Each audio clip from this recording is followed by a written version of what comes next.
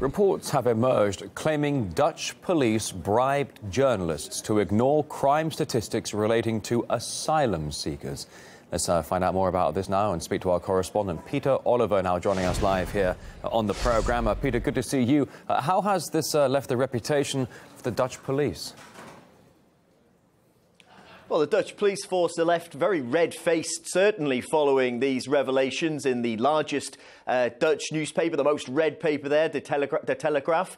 What's alleged and what they've put forward is that the Telegraph issued a freedom of information request for the numbers of asylum applicants that had been caught up in crime or been involved in crime over the last few years. Well, the police force got in touch with them and offered them everything but that if they would drop their freedom of information request. There were things like exclusive interviews with the chief executive, Eric Akkerboom, as well as other sweeteners if the newspaper would just leave this particular story alone. Well, from the police side, they've come out and said it makes it look as if the police were trying to cover something up. They say they weren't trying to do that. That comes right from the top of the police force. They say, though, that the statistics, had they come to light, and need to point out they still haven't come to light, could have been misleading to the public.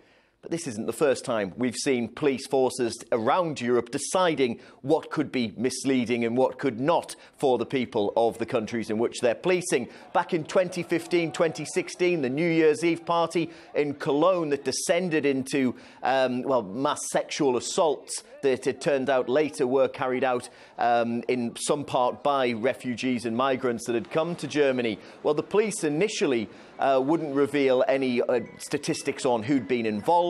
They then refused to put out the ethnicities of those that they were searching for, basically disabling the public as part of the policing system to point out if somebody who was wanted could be described to them. Now, this has also been carried on in Sweden, where police forces there are being told not to put forward the ethnicity of suspects that they're looking for so that they can't be accused of being racist. And also in Sweden, there is talk of a special police code which is used when a migrant or an asylum applicant has been involved in crime, and that's used in order to soften where those statistics will fit into the overall figures. So it's the Dutch police that are, as I say, left rather embarrassed this time, but it has happened elsewhere across Europe over the last couple of years.